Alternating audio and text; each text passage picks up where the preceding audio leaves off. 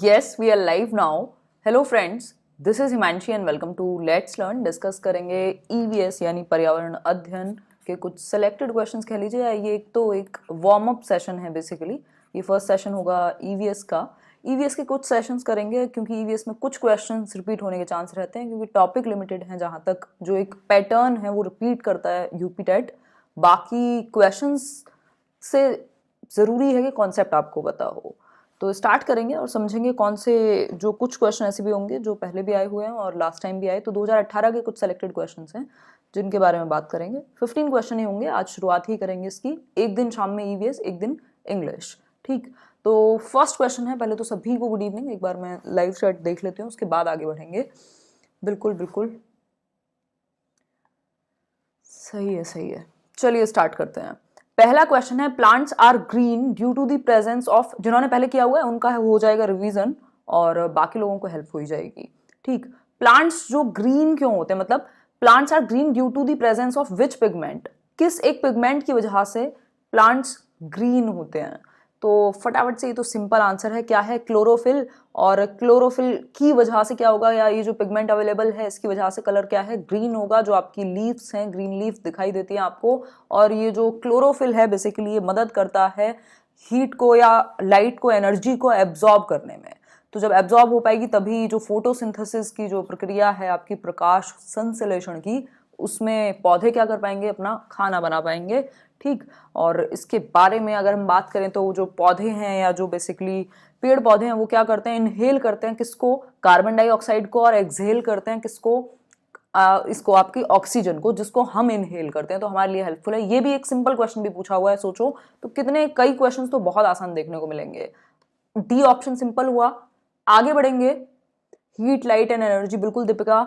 आगे बढ़ेंगे question number 2 पर। Human activities that cause climate change on the earth includes. भाई वो ह्यूमन एक्टिविटीज, वो मानवीय गतिविधियां जो पृथ्वी पर जलवायु परिवर्तन का कारण बनती हैं। Use of aerosol cans. Aerosol cans कौन से हैं, जो बेसिकली चाहे आपका हेयर स्प्रे हो गया या फिर अगर जो होली पे फोम वाला जो स्प्रे यूज करते हैं लोग, उसमें सब में एरोसोल कैंस ही हैं वो।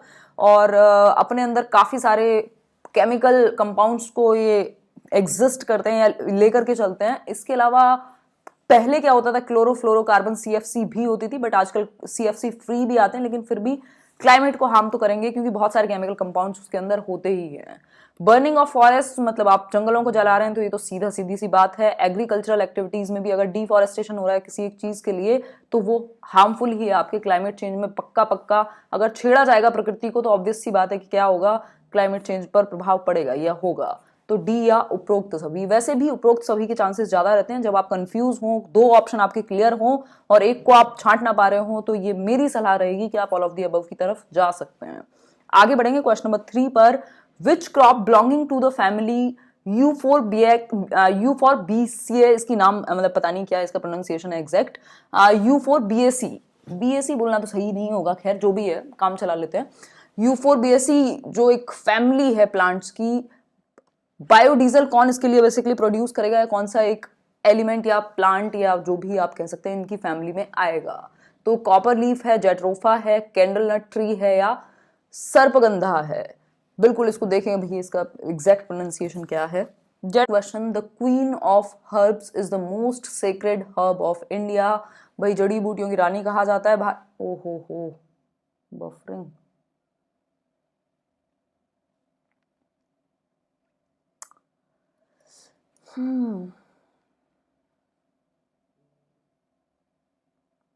एक बार बताओ चला हो तो। क्वीन ऑफ हर्ब्स कहेंगे, जड़ी बूटियों की रानी, और इसका बहुत सारे मेडिसिनल इंपॉर्टेंस है इसकी हिंदू माइथोलॉजी में। अगर हम बात करें तो इसका साइंटिफिक नेम है ओसीमम सैंक्टम।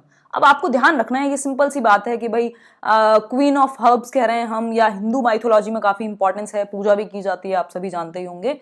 तो ओसीमम सैंक्टम इसका एक साइंटिफिक नाम हो गया, और वैसे तुलसी कहते हैं। तो जरूरी नहीं अगली बार आपसे तुलसी पूछ ले, अगर कहीं पर भी दुनिया में पूछ ले ओसीमम सैंक्टम का बेसिकली क्या है ओसीमम सैंक्टम, तो आपको पता चल जाएगा भाई तुलसी को कहते हैं। तो बी ऑप्शन सिंपल।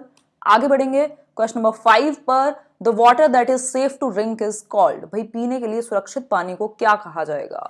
फटाफट से बताएं, फ्रेश वाटर है, पोर्टेबल वाटर है, डिस्टिल्ड वाटर है या टैप वाटर है? तो अगर हिंदी में आप पढ़ेंगे तो आसानी से निकाल पाएंगे, पेयजल है जिसको पीने लायक पानी कह सकते हैं, पीने योग्य पानी कह सकते हैं, पोर्टेबल वाटर।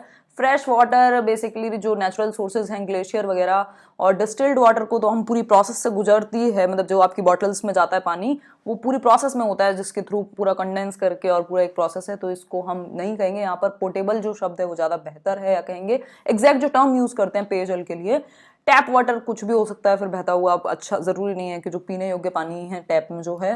क्वेश्चन नंबर 6 पर बढ़ेंगे। क्वेश्चन होपफुली अब नहीं होगी बफरिंग, बड़ा इशू है बफरिंग का 2 दिन से, जो मौसम है वो बड़ा खराब है। The Bhopal gas tragedy of 1984 was due to the leakage of which of the following gases. अब ये 2 बार क्वेश्चन आया हुआ है यूपी टेट में ही कि 1984 की जो भोपाल गैस त्रासदी थी वो किस गैस के रिसाव से हुई थी? भयंकर सी गैस है ये, मीथेन है, मिथाइल आइसोसिनेट है, नाइट्रस ऑक्साइड है या कार्बन मोनोऑक्साइड है? आंसर कीजिए एक बार फटाफट से। बहुत बढ़िया प्रतिष्ठा, साक्षी, नेहा, रिया, बहुत बढ़िया। आंसर क्या है? मिथाइल आइसोसिनेट है। ये तो बच्चे बच्चे को पता होनी भी चाहिए। एक तो ये, और दूसरी आपकी वो जो ताजमहल का कलर जिसकी वजह से येलो हो रहा है, जरा कमेंट करके बताइएगा, हमने डिस्कस किया हुआ है एक बार। ठीक, ताजमहल का जो रंग है उसके खराब होने का कारण क्या है, ताजमहल के प्रभावित होने का कारण कौन सी गैस है?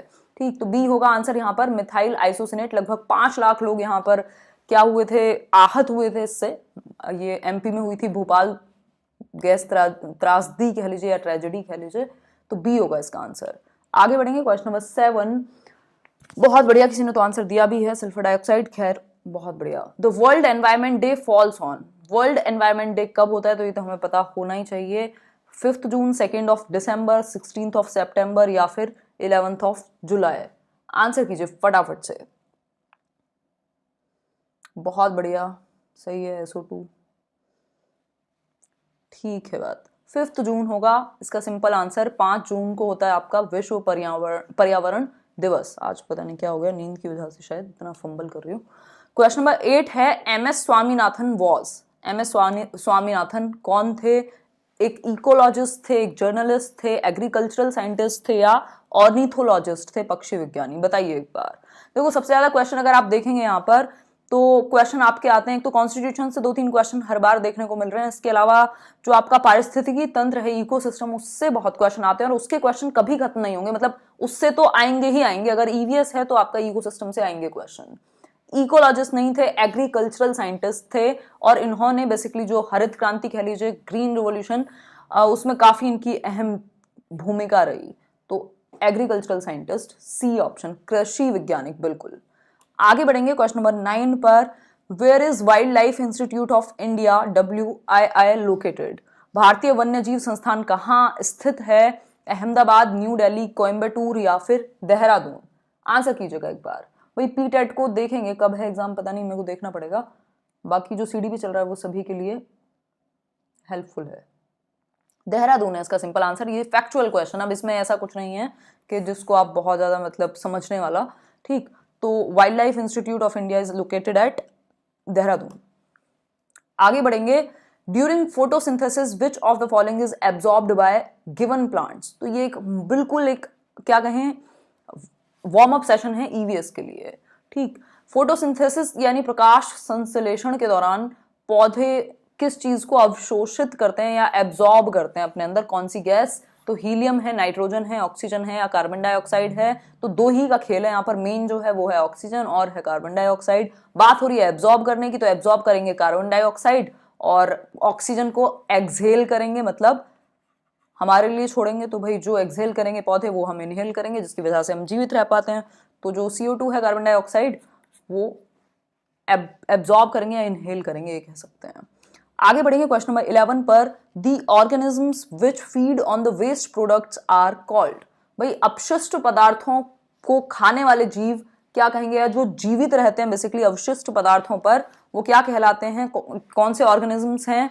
तो हर्बीवोर्स हैं, डेट्रीवोर्स हैं, कार्निवोर्स हैं या कीमोवोर्स हैं? बताएं एक बार।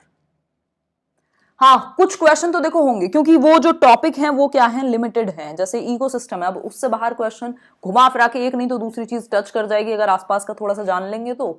और रिवीजन तो जरूरी है ही, तो रिवीजन तो हर हालत में हो ही जाएगा प्रीवियस ईयर का। अगर आप कुछ एक्स्ट्रा में पढ़ रहे हैं तो बड़ी अच्छी बात है। बाकी मैं भी कोशिश करूंगी कुछ नए क्वेश्चन भी कराए जाएं। लाइक शेयर कर देना इसी बात पर। आंसर होगा इसका डेट्रीवोर्स, मृतिक, मृतिक पक्षी कहेंगे हिंदी में। जैसे आपका बेसिकली ये केचुआ जिसको हम कहते हैं, earthworm, one of the examples. ठीक, तो बी होगा हर्बीवोर्स, बेसिकली शाकाहारी। सिंपल। आगे बढ़ेंगे, question number 12। What type of energy is derived from heated ground water. Heated ground water या अर्थ की जो एनर्जी है बेसिकली हीट होने पर निकलती है, इसको हम जियोथर्मल एनर्जी कहते हैं। बिल्कुल लड्डू है तो आंसर होगा ए, भूतापीय ऊर्जा। Question number 13। Shola grasslands are found in. Shola घास के मैदान कहाँ मिलेंगे, हिमालयाज में, वेस्टर्न घाट्स में, ईस्टर्न घाट्स में, या विंध्याज में, मतलब विंध्यांचल में। बताएं एक बार, आंसर कीजिए फटाफट से। थोड़ा सा मैं तेज भी ले रही हूँ क्योंकि अगर बीच में फिर अटका कनेक्शन तो प्रॉब्लम होगी।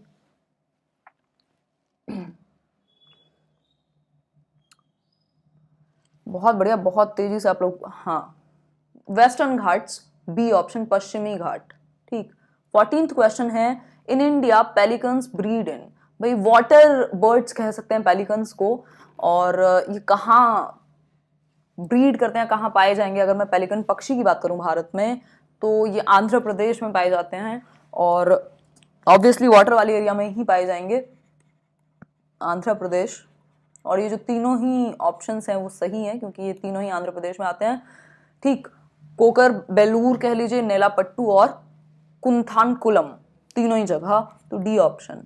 सिंपल बात। 15th क्वेश्चन है, मिनेमेटा डिजीज के बारे में पूछा है कि भाई Minamata disease was caused by eating fish which have high levels of. भाई वो फिश खाई, मतलब वो उन मछलियों के खाने से जिनके अंदर किस चीज का लेवल हाई हो, मिनेमेटा डिजीज हो सकती है। मिनेमेटा डिजीज बेसिकली आपके नर्वस सिस्टम को भी प्रभावित कर सकती है। तो मिनेमेटा डिजीज होती है, मरकरी अगर अवेलेबल है, जो मछली को खाया गया है और उस मछली में मरकरी की मात्रा ज्यादा अवेलेबल है, तो 12 जिसको हम कहते हैं, जो आपके थर्मोमीटर में भी होता ही है, तो आंसर होगा सी, मरकरी। लास्ट क्वेश्चन आपके लिए, इसके आगे बढ़ेंगे हम नेक्स्ट परसों या हो सकता है कल भी। Maximum ozone depletion has been observed in which of the following. भाई ओजोन डिप्लीशन जो है वो कहां पर हुआ है, मतलब अगर हम बात करें तो ओजोन रिक्तीकरण कह लीजिए, ओजोन की परत में जो छेद की बात, छिद्र की बात जो की जाती है, वो कौन से पोल पर है, इक्वेटर पर है, कहाँ है, एक बार आप कमेंट करके बताएंगे। बाकी मैं हिंट के लिए बोल देती हूँ, अंटार्कटिका में है कहीं। ठीक, तो फटाफट से आप करिएगा कमेंट और मिलते हैं नेक्स्ट सेशन।